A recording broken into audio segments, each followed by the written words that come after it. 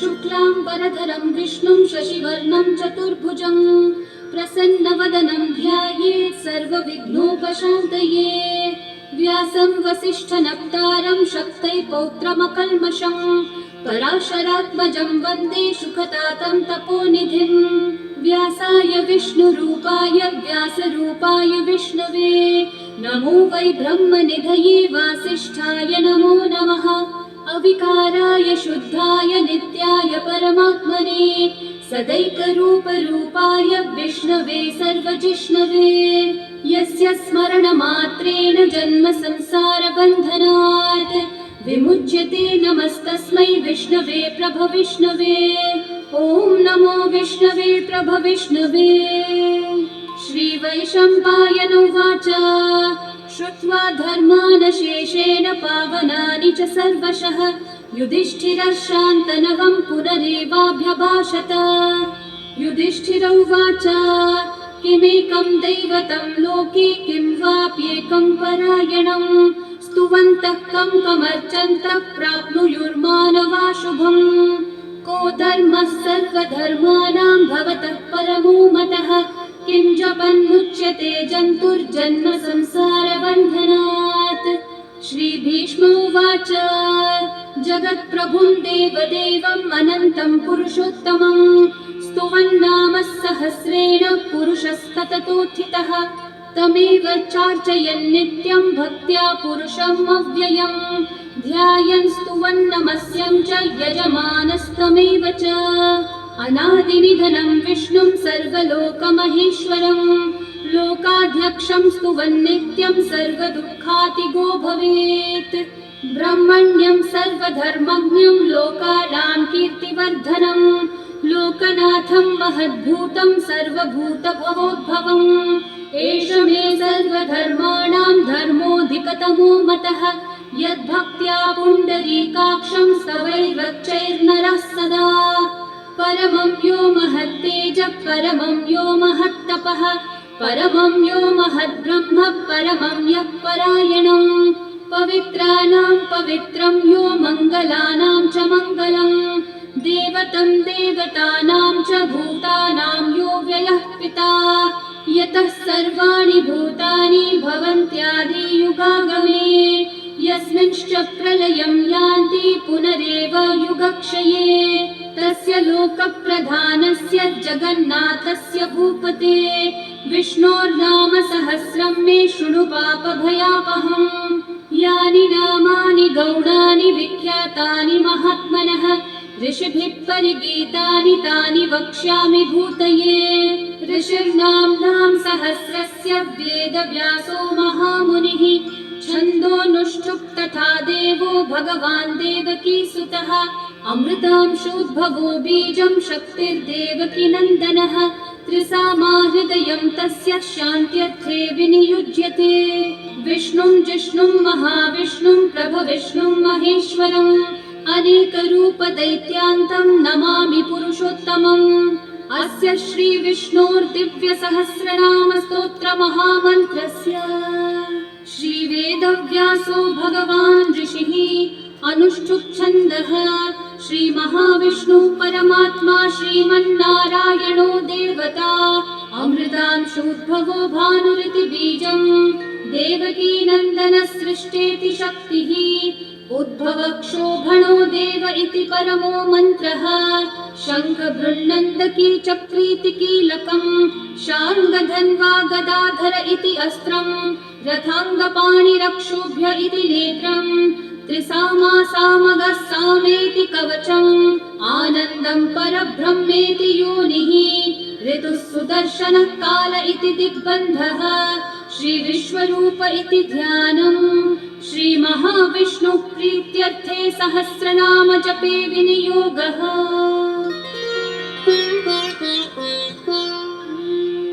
ध्यानम्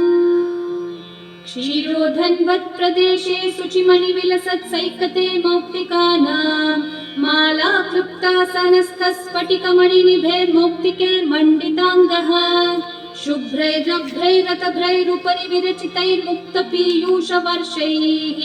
आनन्देन पुनीयादरिनलिनगदा शङ्खपाणिर्मुकुन्दः भुः पादौ यस्य नाभिर्वियदसुरनिलश्चन्द्रसूर्यौ च नेत्रे कर्णावाशाशिरौ द्योर्मुखमपि दहनो यस्य वास्तेयमब्धिः अन्तस्थं यस्य विश्वं सुरनरखगो भोगि गन्धर्वदैत्यैः चित्रं रम्यते तं त्रिभुवनविपुषं विष्णुमीशं नमामि। ॐ नमो भगवते वासुदेवाय। शान्ताकारं भुजगशयनं पद्मनाभं सुरेशं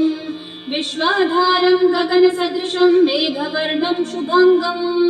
लक्ष्मीकान्तं कमलनयनं योगिहृद्ध्यानगम्यं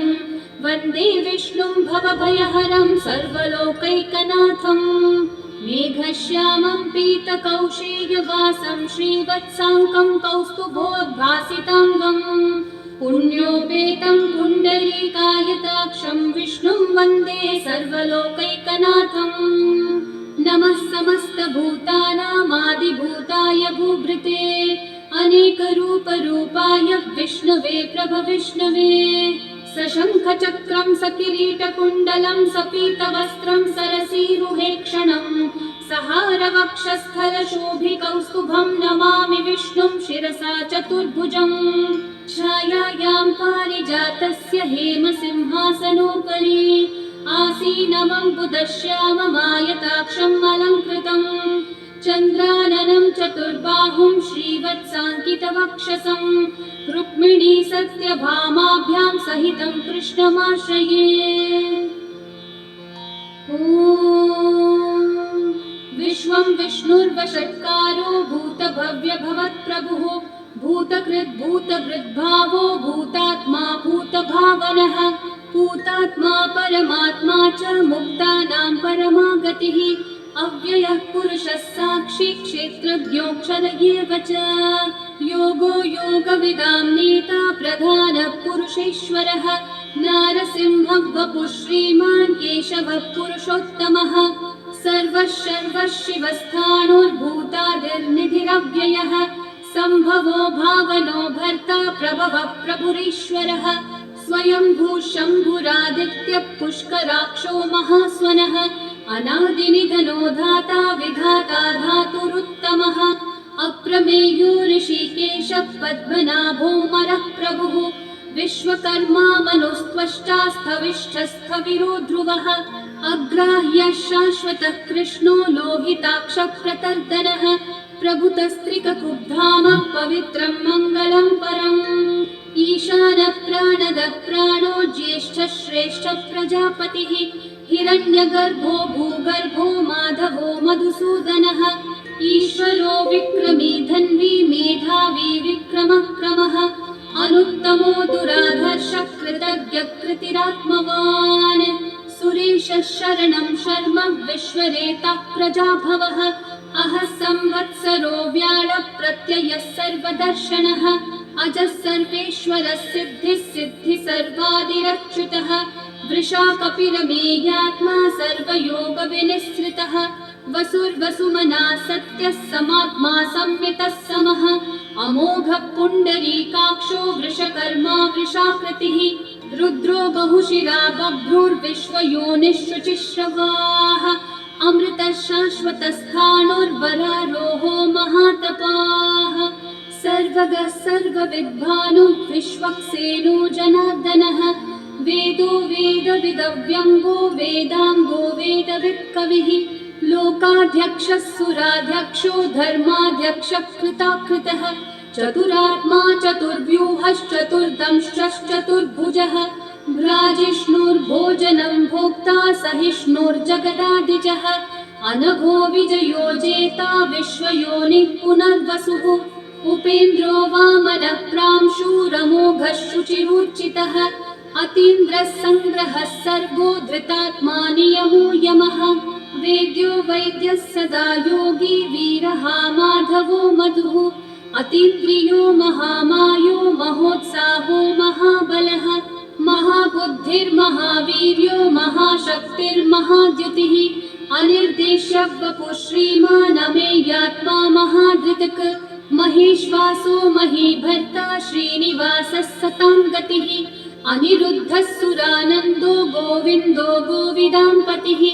मरीचिर्दमनोहंसः सुपर्णो भुजगोत्तमः हिरण्यनाभः सुतपः पद्मनाभः प्रजापतिः अमृत्युः सर्वदृक्सिंहः सन्धाता सन्धिमान् स्थिरः अजो दुर्मशनः शास्ता विश्रुतात्मा सुरारिः गुरुर्गुरुतमो धामः सत्यः सत्यः पराक्रमः निमिषो निमिषस्रग्विवाचस्पतिरुदारधीः अग्रणीर्ग्रामणी श्रीमान् न्यायो नेता समीरणः सहस्रमूर्धा विश्वात्मा सहस्राक्षः सहस्रपात् आवर्तनो निवृत्तात्मा संवृतः सम्प्रमर्दनः अहः संवर्तको वह्निरनिलो धरणीधरः सुप्रसादः प्रसन्नात्मा विश्वदृग्विश्वभुग्विभुः सत्कर्ता सत्कृतः साधुर्जन्योर्नारायणो नरः असंख्येयो प्रमेयात्मा विशिष्टः शिष्टकृच्छुचिः सिद्धार्थः सिद्धसङ्कल्पः सिद्धिदः सिद्धिसाधनः वृषाही वृषभो विष्णुर्वृषपर्वा वृषोदरः वर्धनो वर्धमानश्च विविक्तः श्रुतिसागरः सुभुजो दुर्धरो वाग्मी महेन्द्रो वसुदो वसुः नैकरूपो बृहद्रूपः क्षिपिविष्टः प्रकाशनः ओजस्तेजो द्युतिधरः प्रकाशात्मा प्रतापनः ऋद्धः स्पष्टाक्षरो मन्त्रः चन्द्रांशूर्भास्करद्युतिः अमृतांशूद्भवो भानुः शशबिन्दुः सुरेश्वरः औषधं जगतः सेतुः सत्यधर्मः पराक्रमः भूतभव्यभवन्नाथः पवनः पावनो नलः कामः कामकृत्कान्तः कामः कामप्रदः प्रभुः युगादिकृद्युगावर्तो नैकमायो महाशनः अदृश्यो व्यक्तरूपश्च सहस्रजिदनन्तजित् इष्टो विशिष्टशिष्टेष्ठः शिखण्डी नहुषो वृषः क्रोधः क्रोधकृत्कर्ता विश्वबाहुर्महीधरः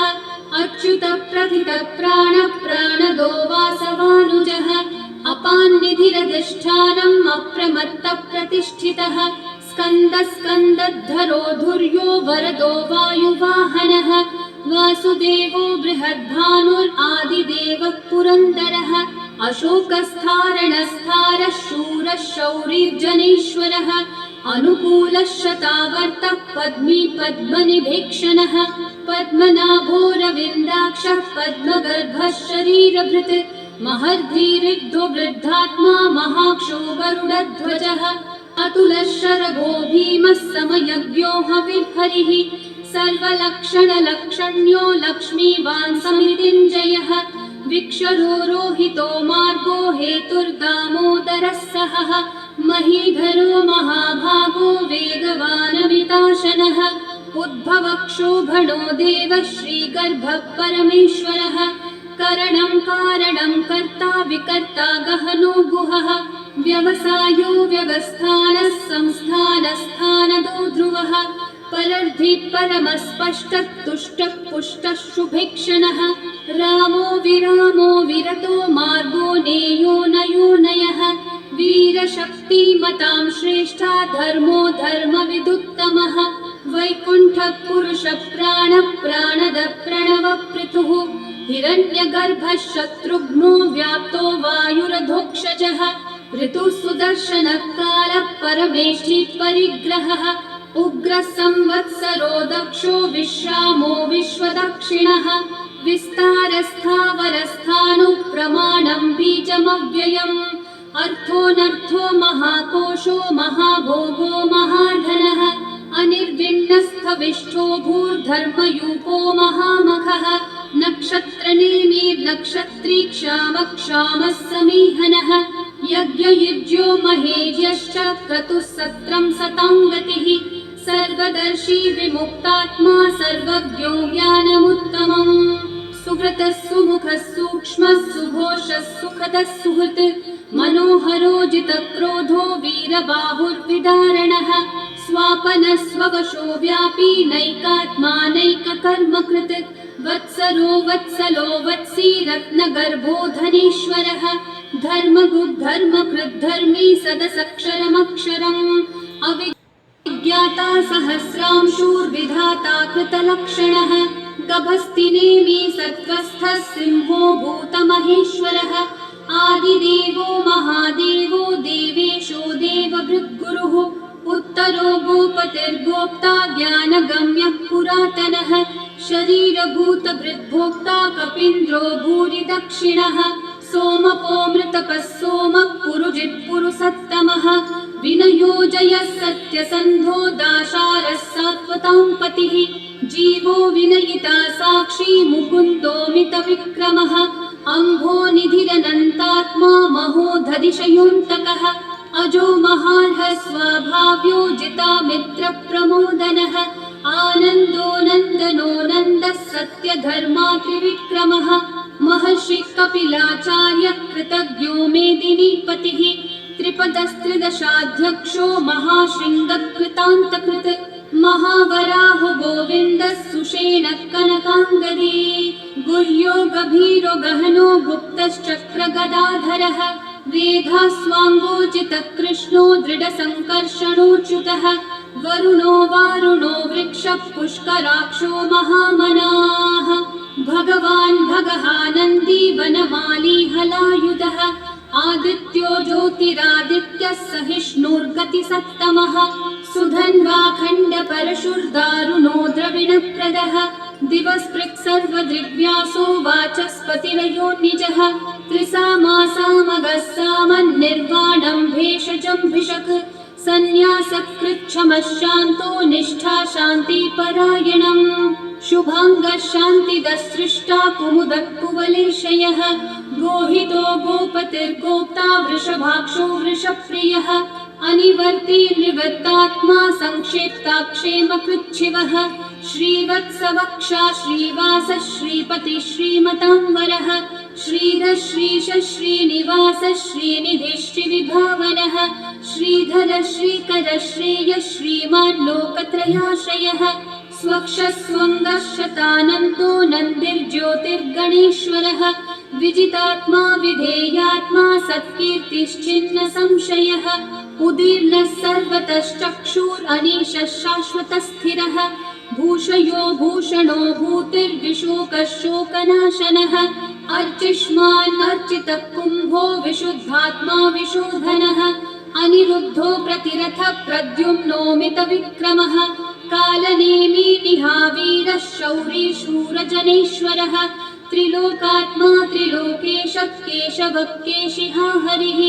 कामदेवः कामपालः कामिकान्तकृतागमः अनिर्देश्य वपुर्विष्णु वीरोऽनन्तो धनञ्जयः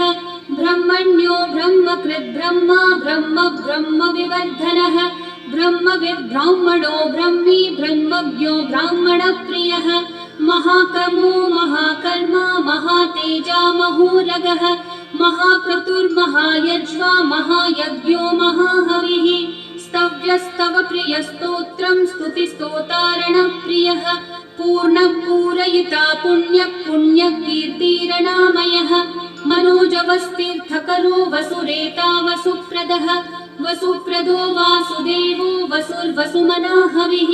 सद्गति सत्कृते सत्ता सद्भूति सत्परायणः शूरसेनो यदुश्रेष्ठः सन्निवासः सुयामुनः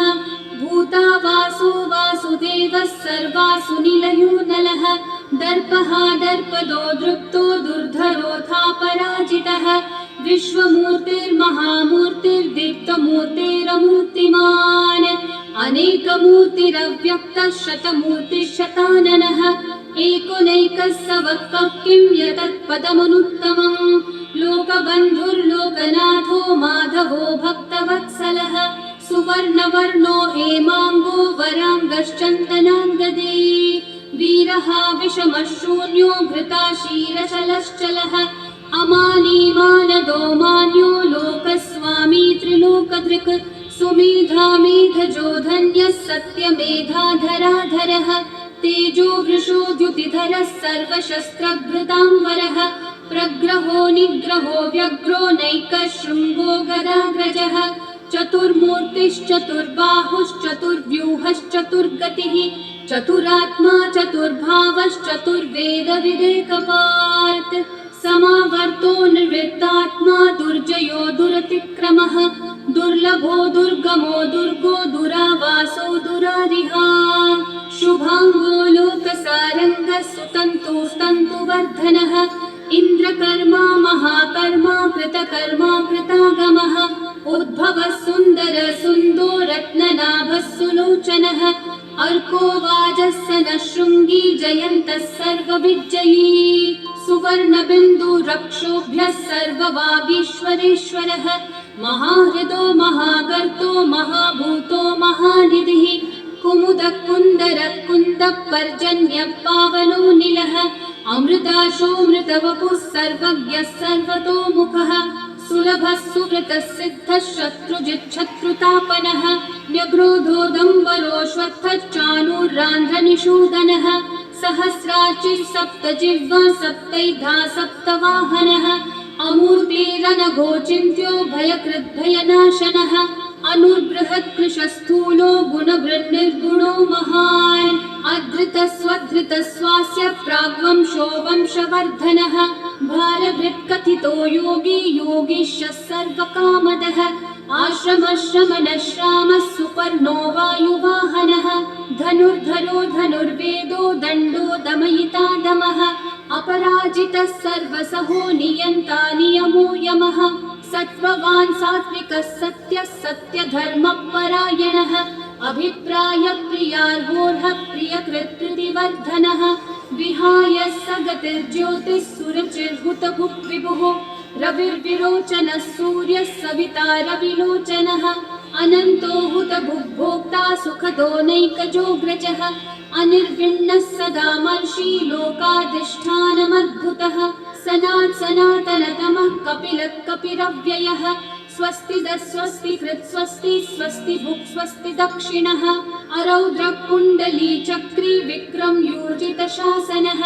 शब्दातिगः शब्दसः शिशिरः शर्वरीकरः अक्रूरः पेशलो दक्षो दक्षिणः क्षमिनाम्बरः विद्वत्तमो गीतभयः पुण्यश्रवणकीर्तनः उत्तारणो दुष्कृतिः पुण्यो दुःस्वप्ननाशनः वीरः रक्षणः सन्तो जीवनः पर्यवस्थितः अनन्तरूपोऽनन्तः श्रीर्जितमन्युर्भयावहः चतुर्दश्रो गभीरात्मा विदिशो व्यादिशो दिशः अनादिर्भूर्भुवो लक्ष्मी सुवीरो रुचिराङ्गदः जननो जनजन्मादिर्भीमो भीमपराक्रमः आधारनिलयो धाता पुष्पहासप्रजागरः ऊर्ध्वगः सत्पथाचारः प्राणदः प्रणवप्वनः प्रमाणं प्राणनिलयं प्राणभृत्प्राणजीवनः तत्त्वं तत्त्वविदेकात्मा जन्म मृत्युजरातिगः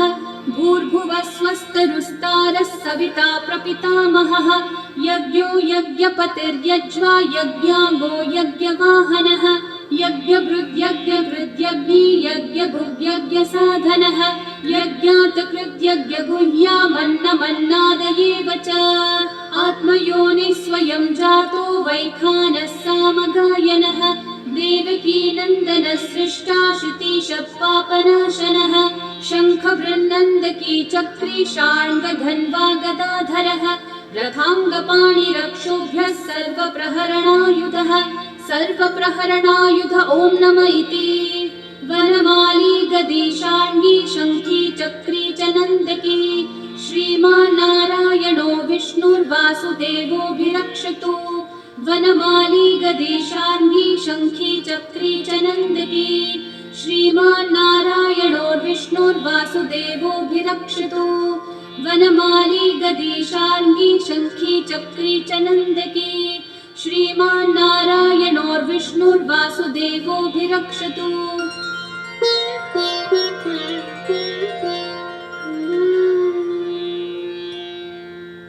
इतीदं कीर्तनीयस्य केशवस्य महात्मनः नाम्नां सहस्रं दिव्यानामशेषेण प्रकीर्तितम् य इदं शृणुयान्नित्यं यश्चापि परिकीर्तयेत् नाशुभं प्राप्नुयात् किञ्चित् सोमुत्रेह च मानवः वेदान्तगो ब्राह्मणः स्यात् क्षत्रियो विजयी भवेत् वैश्यो धनसमृद्धः स्यात् शूद्रः सुखमवाप्नुयात् धर्मार्थी प्राप्नुयात् धर्मम् अर्थार्थी चार्थमाप्नुयात् कामानवाप्नुयात् कामी प्रजार्थी चाप्नुयात् प्रजाम् भक्तिमान् यः सदोत्थाय शुचिस्तद्गतमानसः सहस्रं वासुदेवस्य नाम्नामेतत् प्रकीर्तयेत् यशः प्राप्नोति विपुलं याति प्राधान्यमेव च अचलां श्रियमाप्नोति श्रेय प्राप्नोत्यनुत्तमम् न भयं क्वचिदाप्नोति वीर्यं तेजश्च विन्दति भवत्यरोगो द्युतिमान् बलरूपगुणान्वितः रोगार्तो मुच्यते रोगात् बद्धो मुच्येत बन्धनात् भयान् मुच्येत भीतस्थो मुच्येतापन्न आपदः दुर्गान्यतितरत्याशु पुरुषः पुरुषोत्तमं स्तुवन्नाम सहस्रेण नित्यं भक्ति समन्वितः वासुदेवाश्रयो मर्त्यो वासुदेवपरायणः सर्वपापविशुद्धात्मा याति ब्रह्म सनातनं न वासुदेव भक्तानामशुभं विद्यते क्वचित् जन्म मृत्यु जरा व्याधि भयं नैवोपजायते इमं स्तवमधीयानः श्रद्धा भक्ति समन्वितः युज्येतात्मसुखः शान्ति श्रीधृति स्मृतिकीर्तिभिः न क्रोधो न च मात्सर्यं न लोभो नाशुभा मतिः भवन्ति कृतपुण्यानां भक्तानां पुरुषोत्तमे द्यौसचन्द्रार्कनक्षत्राखं दिशो भूर्महो दधिः वासुदेवस्य वीर्येण विदतानि महात्मनः ससुरासुरगन्धर्वं स यक्षोरगराक्षसं जगद्वशे वर्ततेदं कृष्णस्य सचराचरम् इन्द्रियाणि मनोबुद्धिः सत्त्वं तेजो बलं द्युतिः वासुदेवात्मकन्याहुः क्षेत्रं क्षेत्रज्ञ एव च सर्वागमानामाचार प्रथमं परिकल्पते आचार प्रभवो धर्मो धर्मस्य प्रभुरच्युतः ऋषयः पितरो देवा महाभूतानि धातवः जङ्गमाजङ्गमं चेदं जगन्नारायणोद्भवम् योगो ज्ञानं तथा साङ्ख्यं विद्या शिल्पादिकर्म च वेदाशास्त्राणि विज्ञानम् एतत् सर्वं जनार्दनात् एको विष्णुर्महद्भूतं पृथक् भूतान्यनेकशः त्रीन् लोकान् व्याप्य भूतात्मा भुङ्क्ते विश्वभुगव्ययः इमं स्तवं भगवतो विष्णोर्व्यासेन कीर्तितं पठ्येद्य इच्छेत् पुरुषः श्रेयः प्राप्तुं सुखानि च विश्वेश्वरमजं देवं जगतः प्रभुमव्ययम् भजन्ति ये पुष्कराक्षं न ते यान्ति पराभवम्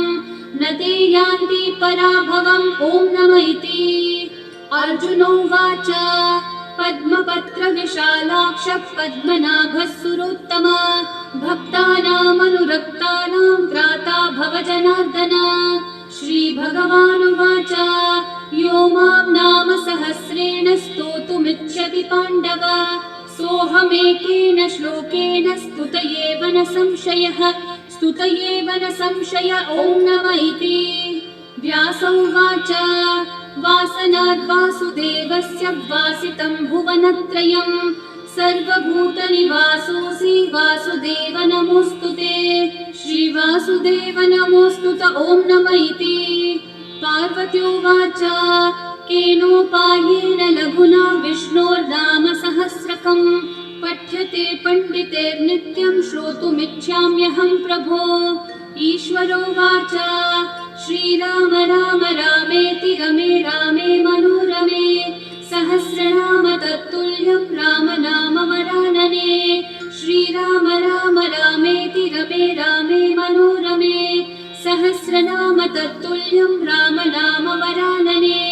श्रीराम राम रामेति रमे रामे मनोरमे सहस्रनाम तत्तुल्यं राम नाम वरानने श्रीराम नाम वरानन ॐ नमः इति ब्रह्मोवाच नमोऽस्त्वनन्ताय सहस्रमूर्तये सहस्रपादाक्षि शिरोरुबाहवे सहस्रनाम्ने पुरुषाय शाश्वते सहस्रकोटियुगधारिणे नमः। सहस्रकोटियुगधारिण ॐ नम इति। सञ्जय उवाच यत्र योगेश्वर कृष्णो यत्र पार्थो धनुर्धरः तत्र श्रीर्विजयो भूतिर्ध्रुवा नीतिर्मतिर्मम। श्रीभगवानुवाच अनन्याश्चिन्तयन्तो मा ये जनाः पर्युपासते तेषां नित्याभियुक्तानां योगक्षेमं वहाम्यहम्। परित्राणाय साधूनां विनाशाय च दुष्कृतां धर्म संस्थापनार्थाय सम्भवामि युगे युगे। आर्ता विषण्णा शिथिलाश्च भीता घोरेषु च व्याधिषु वर्तमानाः संकीर्त्य नारायण शब्दमात्रं विमुक्तदुःखा सुखिनो भवन्तु। कायेन वाचा मनसेन्द्रियैर्वा बुद्ध्यात्मना वा प्रकृते स्वभावात् करोमि यद्यत् सकलं परस्मै नारायणायेति समर्पयामि।